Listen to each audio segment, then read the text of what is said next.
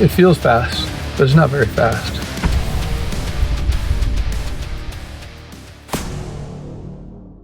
So today we are going to go wing foiling. I haven't really done much filming winging in a while, and I'm going to run around and do some speed runs.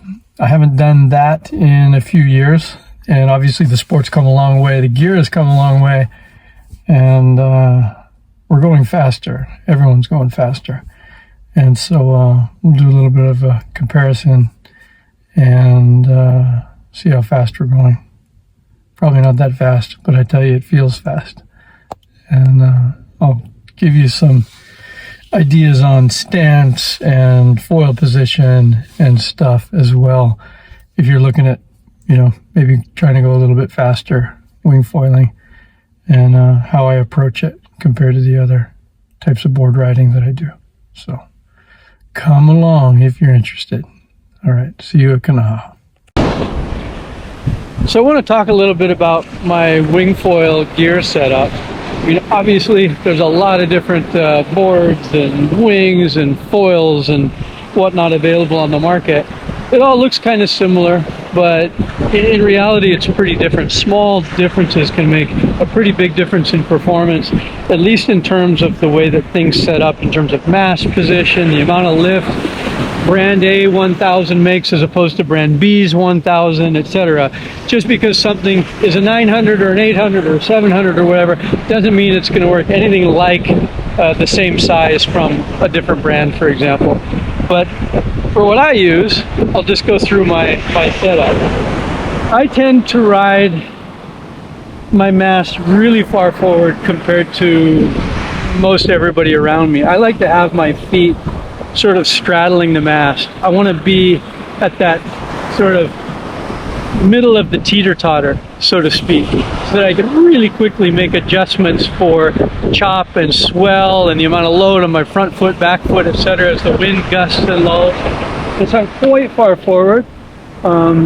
Again, that's going to depend on your fuselage setup. I'm riding at the moment a prototype that's similar to our HA840 at Nash, but our connection to the fuselage and the mast is pretty close to the front wing position. A lot of others, it's much further away from the mast, and that'll make a difference on the position of your mast on your board as well. But on our setup, I'm quite far forward compared to most of the other people that I ride with. I also have my straps quite wide apart. I like to ride strapped. Of course, I can ride strapless. If I ride strapless, I ride with my feet really close together. That's just my natural stance for surfing and whatnot. But when I'm riding powered and hard and driving, you have to have your feet wide. It's just the way it is. I like to have my back foot as far back on the board as possible, way behind my mast. And then my front foot is as far forward as it can get as well. So a really wide stance, similar to what you'll see kite racers doing, where it looks a little awkward, but it gives you such better fore and aft control and the amount of power that you can drive into the foil compared to when you narrow your stance. I also have my foot straps really wide apart, and that is so that I can move my foot back and forth and twist it. Compared to kiting or windsurfing, where I'd have a narrower foot strap that's tighter on the sides of the foot. On a wingboard, I really want to be able to shift my feet back and forth while still being in the strap. And when I fall, I want to be able to just sort of rotate right out of them. I don't want to get stuck in the strap, especially at high speed. And so it's kind of a different setup than on other strap boards. Really wide stance, really wide spacing. I go one spacing further than the insert adjustment, and then quite far forward with the mast position. And then I can just really drive with at least what I feel like is a lot of control. And this is also a 72 liters. This is a pretty big board. Most guys that are out blasting around in this much wind run 30 liter, 40 liter, 50 liter, maybe 60 liter. I still like having a bit of length and float. Yeah, I'm old. I can ride a 30 liter, and it's different. But for what I'm doing most of the time, I want to be able to stand up and get out, and if something happens, stand up and get back in as well, and not be floundering around trying to water start, bouncing my foil off the reef. And so I've got enough float to get up really easily. All right, this is why I use a big board. There's no wind in here at all. As a very general rule, the smaller the foil, the faster the maximum speed potential. So an 800 is faster than 1,000, is faster than a 1,200, etc.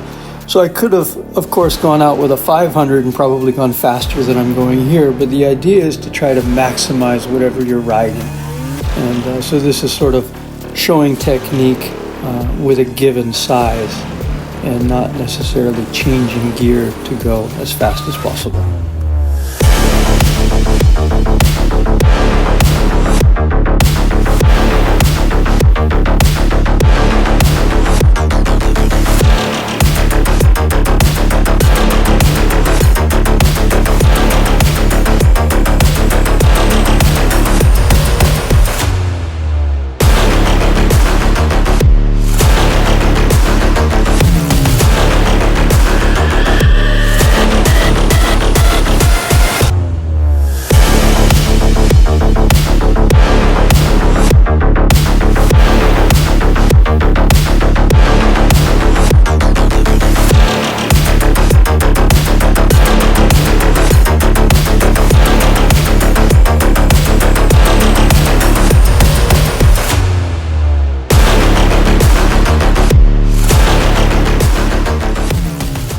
All right, I'm in. It just got way too windy for the 4.5, and it's so bumpy and gusty and choppy that even with the 95 mast, I'm having a hard time keeping the foil in the water. And that's the thing, if you're gonna go in rough water and try and load it and go really fast, you need a long mast. Yeah, just no two ways about it.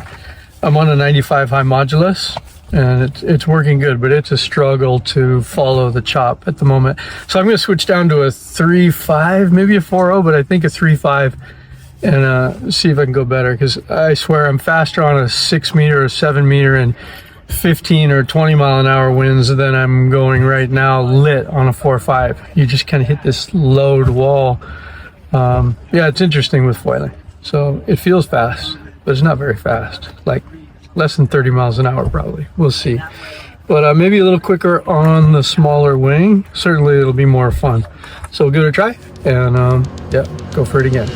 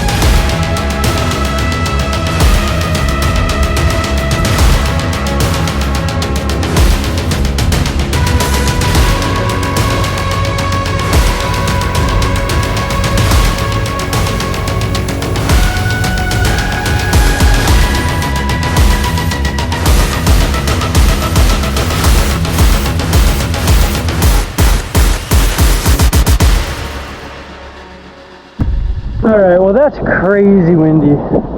This is what I would call windsurfing weather. There's no reason to be winging when it's this windy.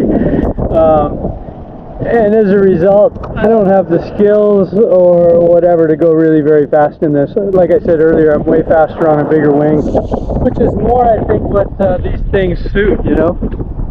7 to 15 knots is awesome. So much fun.